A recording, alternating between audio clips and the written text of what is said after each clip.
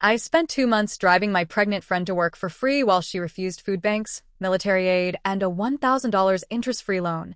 I finally stopped helping, and now I'm wondering if I abandoned her. My husband, 22 male, and I, 21 female, had a couple we considered friends, Tina, 23 female, and Sheikh, 21 male. My husband and Sheikh were distant childhood friends. They weren't super close growing up, but they knew each other well enough, and after high school they both enlisted in the same branch of the military. From there, they loosely stayed in contact. Several months ago, my husband and I moved to a new state due to military orders. We didn't know anyone there, and were both nervous but excited. Military life can be incredibly isolating, especially when you're young and constantly uprooted, so when we found out that Tina and Sheikh were stationed at the same base, we were genuinely thrilled. While we were apartment hunting off base, Sheikh reached out to my husband and said, "Our complex has openings. It'd be fun to be neighbors. You should live here." My husband and I toured the complex, liked it, and thought living near friends would make the transition easier. All four of us were excited. It felt like a small sense of normalcy in an otherwise chaotic lifestyle. For the first couple of months, we hung out constantly. Dinner nights, pool days at the apartment complex, late-night chats. I grew especially close to Tina. We did typical girl things, coffee runs, shopping, just talking about life. She would often come over to our apartment to do laundry because my husband and I paid extra for an in-unit washer and dryer. We'd spend entire afternoons folding clothes, laughing, and talking about everything and nothing. It genuinely felt like something out of a sitcom. I remember thinking how lucky I was to have found a friend so quickly after moving.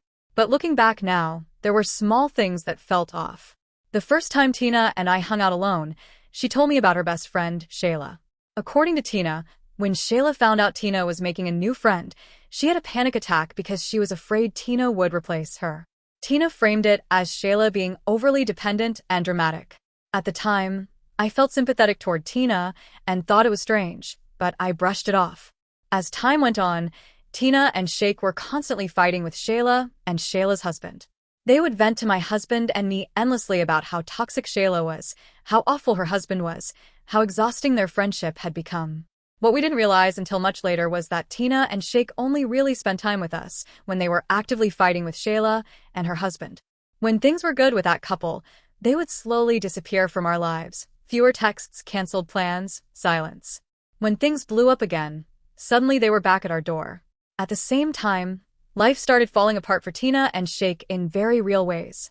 Tina got pregnant, sort of accidentally, sort of on purpose, as she put it. Then Sheikh stopped getting paid. For anyone unfamiliar with the military, this unfortunately happens. Sometimes service members are overpaid, and when the error is caught, their pay is withheld until the balance is corrected. This went on for weeks. Then, as if things couldn't get worse, the government shut down, completely halting the paperwork needed to fix Sheikh's pay issue. On top of that, one of their cars broke down. The other had expired tags. The only functioning vehicle they had was Sheikh's motorcycle, which he needed to get to work. Tina worked a receptionist job, but only part-time, anywhere from 8 to 16 hours a week. They weren't married, so they didn't receive a housing allowance. Money was tight, stress was constant, and according to them, their relationship had already been rocky even before all of this started happening. That's when the dynamic began to shift. They were at our apartment more often, sometimes unannounced. Tina would come over earlier and stay later. Sheikh started lingering too. Conversations began to revolve almost entirely around their problems. Every hangout turned into venting sessions. There was an unspoken expectation that we would emotionally support them, listen, agree, reassure. At first, I didn't mind. I cared about Tina. I understood how overwhelming pregnancy and financial stress can be, especially so young and far from home. But slowly, I began to feel like less of a friend and more of an emotional dumping ground. There were moments that made me uncomfortable that I couldn't quite explain at the time. Tina became oddly possessive of my time. She would get quiet or withdrawn if I mentioned plans with someone else. She started subtly comparing herself to me, my marriage, my apartment, my stability, sometimes as jokes, sometimes not. My husband also noticed Sheikh becoming more emotionally dependent on him. Sheikh would vent constantly about Tina, their relationship, their sex life, their arguments. My husband felt awkward, but didn't know how to set boundaries without making things worse. At our pool hangouts, the conversation slowly stopped being about anything light or fun. Almost every time we sat together, Tina and Sheikh would talk about how badly they were struggling financially. It became the main topic every single time. My husband and I genuinely wanted to be supportive, so we listened. We reassured them, offered encouragement, and tried to be understanding.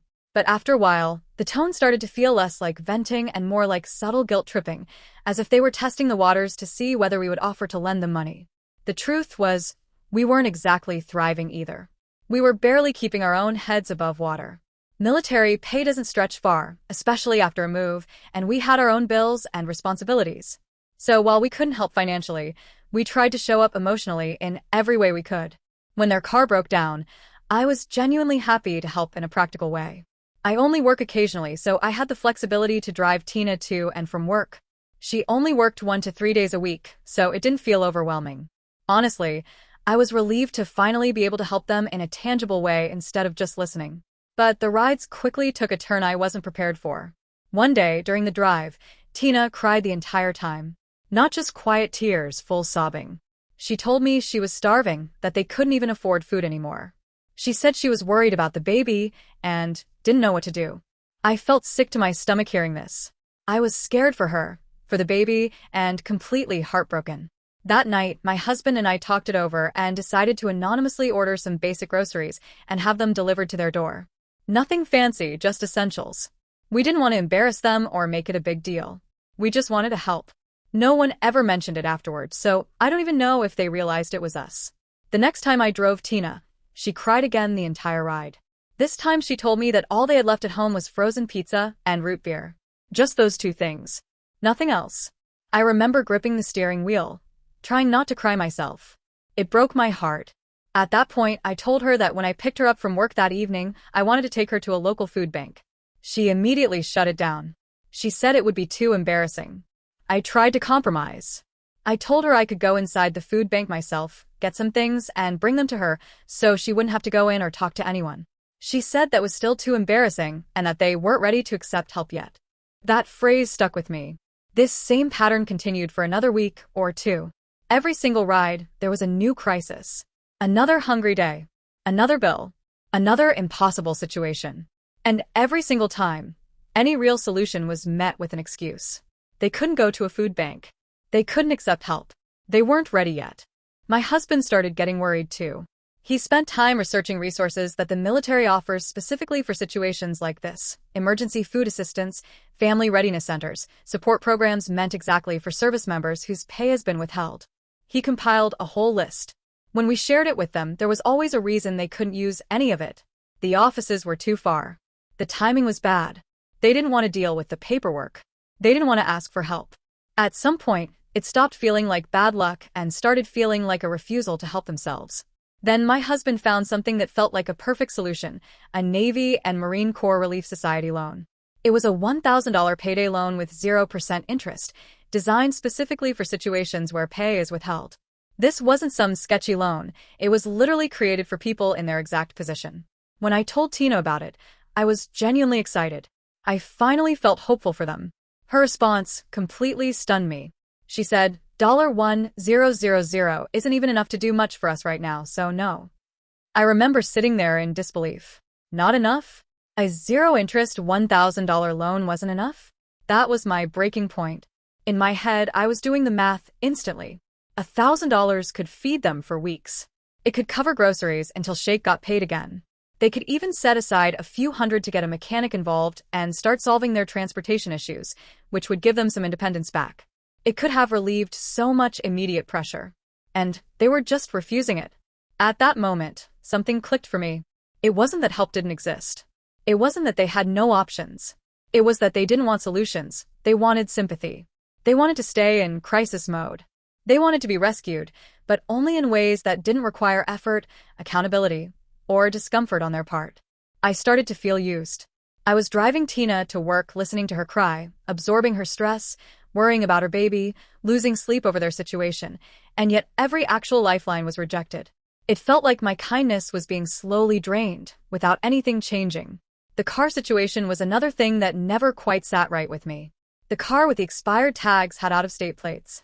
Tina told me that at the beginning of all this, she had called the DMV in that state and was told she'd need to come in person to get new tags. I remember thinking that sounded strange. I've personally dealt with the DMV multiple times and have managed to get new plates and tags over the phone before. I even told her that, gently suggesting she might want to call again, ask for a different representative, or see if there were other options. She brushed it off immediately. No follow-up, no curiosity, no effort to double-check. Just another dead end that she seemed oddly comfortable accepting. At first, I genuinely didn't mind taking her to work. I told myself that friendships are about showing up for each other, especially in hard seasons. But what started as a temporary favor slowly turned into a long-term obligation. It went on for almost 2 months. About 3 days a week, I would drive her to work and pick her up. Each day took around 2 hours of my time, a 30-minute drive each way, twice a day. That's not a small ask, especially when it's consistent. I never once asked them for gas money. I knew their situation, and I didn't want to make them feel worse. I was willing to give my time, my energy, and my gas if it meant helping them get through a rough patch. But as the weeks went on, I started to feel something shift inside me. Not because I needed praise or recognition, that's not why I helped, but because I realized I had only received one thank you the entire time. Just one. What really started to eat at me was the lack of effort on their part. Even after the initial shock of everything they were dealing with, it felt like Tina had plenty of time to take some steps to help herself, and she just didn't. It was deeply frustrating to hear her cry about not being able to feed herself or her baby while actively refusing food banks, refusing military resources, refusing a zero-interest loan, refusing to even recheck options with the DMV. I started feeling emotionally drained, resentful, and guilty all at the same time. I didn't want to become bitter, but I could feel it creeping in. And so, quietly, I made a decision. I stopped giving her rides. I didn't announce it. I didn't confront her. I didn't make a dramatic exit. One time, I simply didn't respond to her message. Another time, she asked too late and I said nothing. After a couple of missed rides, she got the hint. She stopped asking. What I didn't expect was what came next. Once I stopped taking Tina to work, Sheikh completely stopped answering my husband's texts. No explanation. No acknowledgement. Just silence. That hurt my husband more than I realized at the time. Sheikh wasn't just Tina's partner. He was my husband's childhood friend, his neighbor, someone he thought he had a real bond with. A couple of weeks after we stopped talking to them entirely, my husband came across a Facebook post that made his stomach drop.